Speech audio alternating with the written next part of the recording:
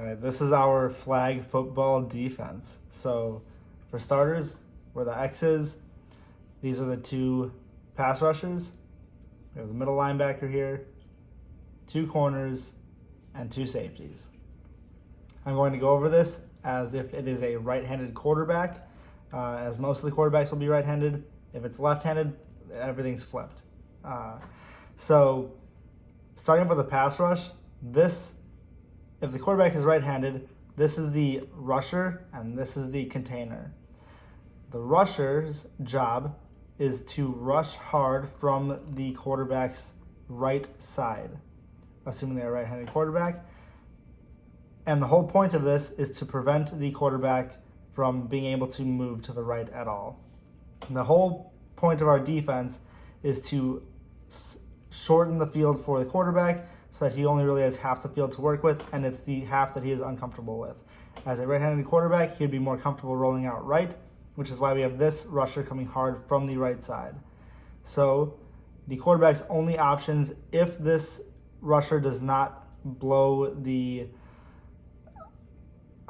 pass rush and makes sure that he either sacks the quarterback or forces him to his left, the quarterback's only options in this scenario are now to move forward, move to the left, or throw it right away.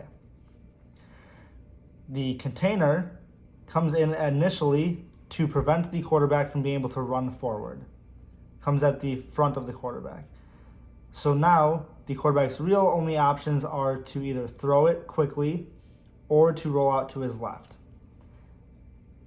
If the quarterback is able to somehow roll out to his right, the defense breaks down. So the rusher needs to make sure that he is on point and either pulls the flag, or at least if he runs up to the quarterback, grabs his flag and stays there, or grabs his clothes and stays on that side so the quarterback can't escape out to the right. Make sure that, if nothing else, your first priority is not to let him go back right. Make the quarterback go to the left. Once that happens, the rusher continues to chase the quarterback and tries to pull the flag. The container moves with the quarterback and tries to pull the flag as well, preventing, again, the quarterback from being able to cut back either way, and also trying to prevent the quarterback from getting all the way to the edge and running. So the whole point of the pass rush is to force the quarterback to his left if he is a right-handed quarterback, and sack the quarterback if you can. But do not let the quarterback get back to his right, because there is a lot that is reliant on the quarterback being rolled out to his left. As for the cornerbacks, each cornerback on each side, you'll have probably 2 or 3 receivers on your side, and whatever combination of routes they're running, you are allowed to let whatever receivers go deep, you are allowed to let them go deep. You don't follow them more than about 10 yards. If they run past you, that is fine. You have help behind you. Your job is to make sure that you are covering the zones that you are in. The 3 receivers on the weak side, this is the weak side corner, and this is the strong side corner, since we are forcing the quarterback to his left. The weak side corner's job is to stop any quick initial passes, because if you remember, when the pass rusher is coming in, the quarterback can make a quick pass somewhere before he gets sacked or before he rolls out, and there's a chance that that pass is to the weak side. So the weak side corner's job is to be aware of any potential slants or outs or something quick that could be thrown his way at the start. Once those quick routes are covered, or the quarterback rolls out, once the weak side corner sees the quarterback roll out, he moves more towards the middle of the field, because the quarterback, once rolled out, will not be able to make a throw all the way back over this way. It will be too tough for them, and they will be looking over here.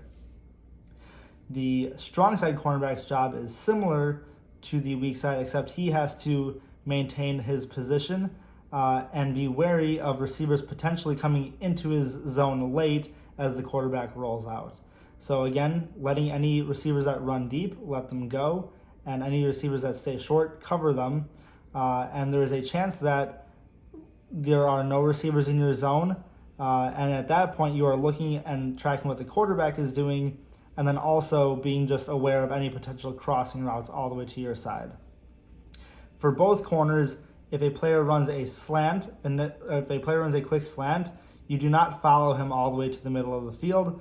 unless there is nobody else on your side and he's the only guy.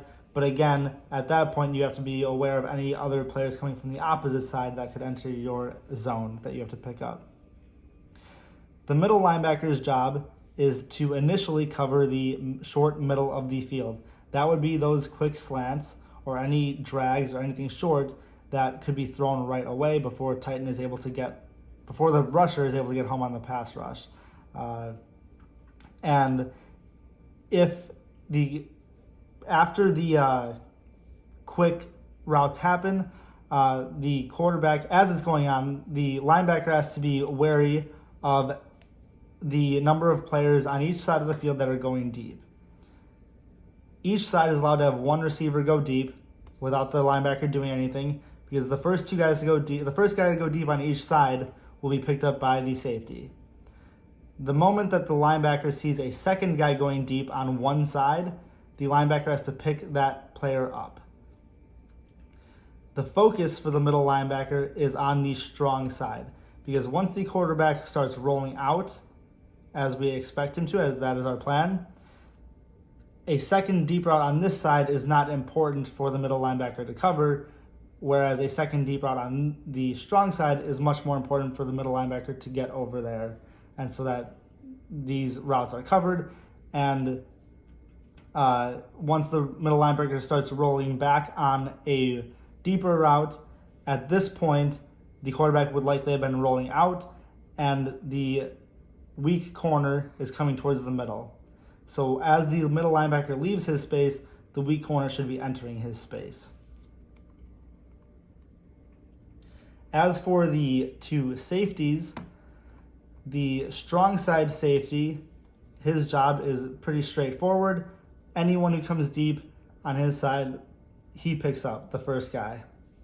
If two guys go deep on his side, his initial priority is going to be the guy that is further outside, so that the middle linebacker has time to pick up, and it's closer for the middle linebacker to get to this deep route. And as I mentioned, if there's two deep routes on each side, the middle linebacker errs on the side of the strong side, as the quarterback will be rolling out that way. As for the free safety, he also picks up the first deep route on his side. And again, just like the weak side cornerback, the throws that will be made in this area will probably be very quick. Maybe someone's running a streak and he tries to throw it right away, that's where the safety has to be there to cover it. Once the quarterback starts to roll out, the free safety moves more towards the center of the field and is being aware of any posts that could be being run, picks up any posts, any deep middle routes, he is picking those up. And then also just keeping an eye on the quarterback's eyes and playing a more free safety role and kind of ball hawking anywhere that the pass might be going. Make sure you're aware of anybody that was in the zone that you left, but it is very unlikely for the quarterback to be able to make a cross-field deep throw as he is rolling to his left, especially if our pass rushers are on his tail and he is not able to set his feet. So this all leads to I guess just the point that our defense is designed for the weak side safety to come more towards the middle linebacker to likely take a deep route on the strong side, and the weak side corner to come towards the middle to fill in for that middle linebacker, which then leaves this whole section of the field open, which is fine as long as the quarterback is rolling out to his left. That's why the first priority of this rusher here is not necessarily to grab the flag, but to make sure that the quarterback cannot go to his right at all. Because if he is able to go to his right, the whole defense starts to collapse. So forcing him to his left cuts the field in half and allows our defenders to be put in positions where it is very tough for the quarterback to make any sort of completion.